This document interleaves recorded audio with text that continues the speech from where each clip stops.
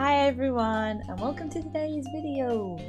You might hear dogs running around in the background because I have tried to tire them out so that I could record this video, but it hasn't worked and they're still very hyper. If you see Puppy and Essie running behind me, then just enjoy the extra bit of dog content for you.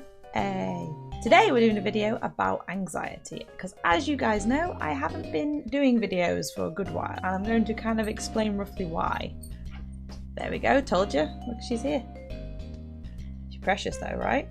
So you all might have been wondering why I haven't recorded a video other than the most recent puppy video in the last couple of months. My mental health took quite a dire turn about March maybe, or maybe earlier. It was bad and I was suffering a panic attack, left, right and centre. Like I had to go to hospital at one point, which you'll probably have seen on Liam's channel if you're a fan of my boyfriend. He put out a video because I wasn't able to do Siri battles for a little while. But basically, my diagnosis is to have clinical depression and anxiety, and I also probably have a panic disorder, which panic disorder means that I panic over panicking, essentially. So I panic over being anxious and I panic over not being anxious. So it just ends in a very long cycle that causes me a lot of discomfort. But I am slowly getting better over the last couple of months thanks to thanks to my lovely puppies, as you can see, and my boyfriend Liam and my family and my friends. I have been doing a lot better, and I thought this would be a really good topic to talk about in a video because I've learned not only just over the last couple of months but over the last few years that people in this community, in my boyfriend's community and my community, all have similar problems to me. Like, they'll come to me and they'll say I've had a panic attack, I suffer with anxiety, I don't know how to cope with it, which because it's really hard, and I'm still learning how to cope with mine at the moment. And I don't feel like we talk about mental health enough in the world. It's a real, like, I think 1 in 10 people have it. It's ridiculous. Like, so many people suffer with some kind of mental illness. Liam has depression and I just have the worst combination, I guess, of all of them. But that's what today's video is about. We're going to talk about anxiety. I'm going to do a 3-part series where I talk about my anxiety, my depression and panic attacks because I want to give you guys tools that help me to kind of deal with that. So I thought this would be a nice little video to just kind of give you guys some tips to make you feel a little bit better when you're really suffering. Before we get into the tips that I use to help me with my anxiety, I want to tell you what anxiety is, because one of the biggest problems with my symptoms especially was that I was kind of just having pills thrown at the situation. Nobody was really talking to me about what I was feeling and if these feelings were normal, and as soon as someone kind of explained what anxiety was to me, I felt like a penny dropped. Not like I was going to be instantly cured, because that's not how it works. It was more just, I understand this now and I feel like I can get a better grasp of it. So I'm going to explain to you what anxiety is before we get into the nitty-gritty of what I do to help myself. Anxiety is a feeling of unease, such as worry or fear, that can be mild to severe. So for my case, I have severe anxiety. Everyone has feelings of anxiety at some point in their lives. For example, you may feel worried about a job interview, you might feel worried about a medical test, you might even just feel worried about having a conversation with someone that you've put off for a long time.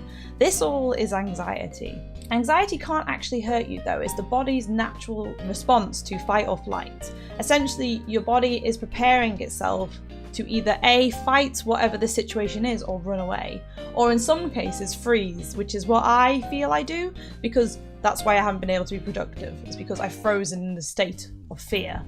As I say, that it is a natural response to your perceived threats. But the problem is with anxiety is that you can have these symptoms for situations that aren't inherently dangerous or, an actual threat on your life. You can have them for something as little as calling the doctors. If you just, need to make an appointment but you're not very good with phone calls. That can cause anxiety. There's also some people like myself who suffer from anxiety from no reason whatsoever. I was left in a cycle of fearing anxiety itself, and it can be very debilitating. Sometimes you have to accept that you're gonna suffer from anxiety or depression for no reason. It's just how your brain is. And there is ways to fix that. There's medication. For example, my medication's being changed at the moment. We're trying to find the right blend essentially make me better, but it can stem from nothing. But at the end of the day, it can't actually hurt you. I know that's really weird to say, it feels terrifying at the time, but it can't hurt you. It is your body's just natural response to protect yourself. And now we're going to look at some of the things that help me cope with my anxiety. These are tips that I've learned over the last probably 4 months that have helped me calm down, have helped me just get through the days a little bit easier, and are really useful tools, some of them, that could help you, hopefully. I'm hoping they do, because obviously everyone's mental health is different and not the same things are going to work for everyone, but it's worth a shot. So when I went to the hospital, I was recommended an app called Headspace. Now you might have seen the adverts for it, because I remember for the longest time I was seeing the adverts for Headspace on YouTube as like an advert before I watched like a PewDiePie video or something, and I'd be like, oh, that sounds like a load of bollocks. I'm going to be completely honest, that's what I thought. I thought that's not going to work. When I went to the hospital because of my massive panic attack, they were like, you need to be trying these methods of calming down, like these are proven ways through meditation to help you calm down and help you think better. So I was like, at this point I was desperate for anything, so I didn't even hesitate. I downloaded the app. It's $4.99 a month, and I think it was 50 quid for the entire year, so it's not too bad. It's like reasonable, especially if it helps you. And there is a huge variety of courses on there. Currently I'm doing self-esteem. I'm going through managing anxiety again, because I feel like I feel like it's one of those things I need to keep doing. I'm doing also coping with sadness. There's so many different kinds. There's also things that help you calm down. Like there's a panicking one specifically made for if you're having panicking like symptoms at that time, you put this one on and you follow it essentially, which is one that I use quite regularly.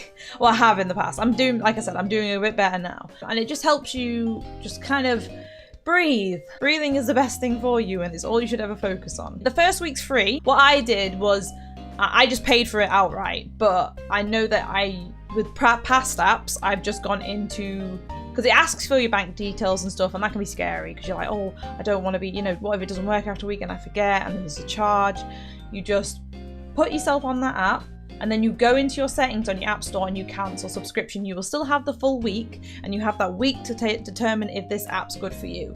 If it's not, then don't continue the subscription. If it is, I recommend getting the year one because it's just worth the money. If you've got 50 quid spare, it's better off doing that rather than paying £5 a month. That's just my opinion. Second up is distraction, and I know that's really vague, and that's it's really like, what do you mean distraction? Like, but when I say distraction, I mean like mind distraction. So like logic-based puzzles such as Sudoku and crosswords and anything that's like kind of brain teasers, like maybe brain training or something, that helps a lot because it takes up so much of your like concentration space. Like I have to really think about it when I'm doing Sudoku, and that it calms me down because I don't have time to think all my spiraling thoughts.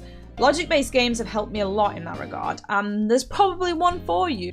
And if you're not really into them games, I recommend video games in general. But one thing I will recommend when it comes to video games is pick a video game that doesn't have any themes that would, your anxiety could build upon. Like when I mean that, I mean like nothing that could progress the story in your head that you're worthless or anything. You need a video game that's maybe somewhat simple, like Spyro or Crash, and something that's not got a plot that's very deep. I know that sounds really weird, but I feel like games that have simpler plots is better for you at the time. And if you can help it, probably a new game, because like I tried playing Final Fantasy IX when I was like suffering, and because it's my favorite game of all time, but because I've played it so many times, I found that I didn't have to have my full concentration on it because I knew what I was doing. If you're playing a game that challenges you, that's something that you haven't really played before, it helps you keep you distracted. So I know a lot of you are gamers, so that is my kind of favorite point when it comes to, if you don't want to try and like, spend money on certain things, then I think that's a good option. But it doesn't always work. This is just one of the many things that have helped me slowly. Do things that you enjoy, things that you get enjoyment out. When I say that, like I mean in maybe in an artist kind of way. Like for me, I draw. I love drawing. Like I'll put it in the screen, but I've done some merch designs as of lately, and loads of you guys have been wearing the Arcanine top, and I just can't thank you all enough. It means so much to me. I wanted to wear mine for this video, but Everyone else's has arrived but my own. So I'm just sat here like, oh, everyone's got the merch but not me, the person who made it. So I will get that eventually, and they'll hopefully appear in these videos. So I've been drawing, I've been making emotes, I've been doing designs for things, anything that kind of kept my mind preoccupied, and I love doing. Like drawing Pokemon's so much fun. So I know a lot of you are artists, so as daunting as it sounds, just sit and draw. It doesn't have to be anything special. It doesn't have to be something you post on the internet. It could just be something that you're like, huh, I fancy drawing like the beta whooper. That's something I wanted to draw. I haven't drawn it yet, but it's something that's on my mind that I'm like, that beta whooper from, that was released in leaks looks so cute, I want to draw that. But my anxiety and my depression just doesn't want me to do anything. If you're a fellow YouTuber making a video and editing it to completion, like you get a certain sense of accomplishment, I guess, because if you set out to do something and finish it, you're not feeding into that whole storyline that you have in your head that you're worthless and you're not doing anything, and you're anxious because you haven't done anything in ages. Like, because that's something I suffer with a lot because I'm a cosplayer, and it's stunted me. Like, I have 9 cosplays in the work at the moment and none of them are finished, and that annoys me because I have so much free time and I should be working on them cosplays, but I just can't. But you need to take baby steps. You can't force yourself to do things because you'll be unhappy with them and that'll just make you inherently worse. But at the same time, if you start something, try and finish it. These are a few ways that I've been using over the last couple of months to help myself kind of stay sane. But the scariest thing with anxiety is sometimes you have to face your fears and to recover, basically, because your anxiety always stems from something. You're anxious for a reason. Most of the time you are anyway. In my case, it's a little bit different. So you're anxious over an interview. You're anxious over a phone call. You're anxious over having a discussion with someone you don't want to have a discussion. Sometimes you have to face that. You have to just be like, I've got to do it, because the feelings won't go away. Has she stolen a letter? Anyway, so sometimes you just have to face your fears. Sometimes you need to make that phone call. It's better to just do it right away. Like, as soon as you start to feel really anxious and you know it's caused by something, just do it. It's hard. I know it's hard. Like, coming from someone who suffers with it severely, it's hard. But the relief you'll feel once it's kind of done is worth it. In my case, I have something that's called a generalized anxiety disorder, which means I panic about panicking and I get anxious over not being anxious. Like, it's evolved to the point that there isn't actually a cause, it's just my head being confused, because I mean, I've been suffering months with it, and when I finally feel okay, it's scary because I'm like, oh, why am I not anxious? Maybe I should be anxious. Am I meant to be anxious right now? And that will start a trigger, and that will start a cycle. But in my case, there isn't really a way for me to confront the fear itself. It's understanding that there isn't a cause as part of my solution, though. The fact that there isn't a reason for me to feel anxious is something I need to keep telling myself, because that way I can be like, there isn't a reason. You're just anxious because you have anxiety. It's a problem you have. It's not anything that's your fault. Therapy is something I've been putting off for years, and I'm not actually in any therapy set at the moment. I'm on a waiting list, but I have made them steps to start therapy because I need to do something which is called CBT therapy, which is to help with my anxiety. But there is a plethora of therapy types that are more suited to certain people. If you've tried it before and it didn't work, then fair enough, but there's a good chance that maybe that therapist wasn't right for you, or the therapy you were receiving was not the correct therapy. If you are currently in a state of anxiety every day that is disrupting your workflow, it's disrupting your relationship, it's disrupting your life to the point that you feel like you can't live, you need to A, speak to a doctor, speak to a GP about getting medication.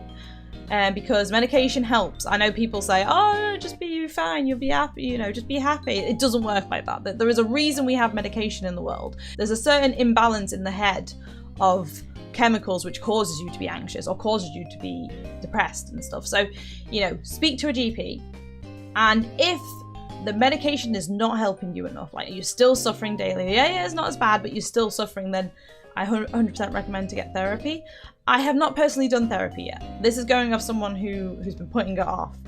And I regret putting it off because I know that is what I need now. And sometimes it's hard to accept that that's what you need. In the world we live in today, there is nothing wrong with asking for help. And, if you have any questions or, there's anything that I've not really touched upon in this video, please feel free to like comment it below and I will try my best to answer in the comments. If I need to do if I need to bring it up again, maybe in the next one I do about depression or panic attacks, I will. I'm sorry this has kind of been a long, rambly mess of a video, but I hope it's helped understand why I've been gone and hope understand a bit more about anxiety, you know? So I hope you've enjoyed the video. I'll try and do, you know, more fun videos soon. I'm planning to do a video about Pokemon based off like creepy folklore and stuff, which I'm really interested in doing. I want to do a tier list video where I go through every single Animal Crossing character and rate them, because I think that'd be really fun. And I want to do more Pokemon related videos, more cosplay related videos. I have a cosplay scripted, which is 5 tips for start getting into cosplay that I've been putting off doing for so long, and it's been requested a lot.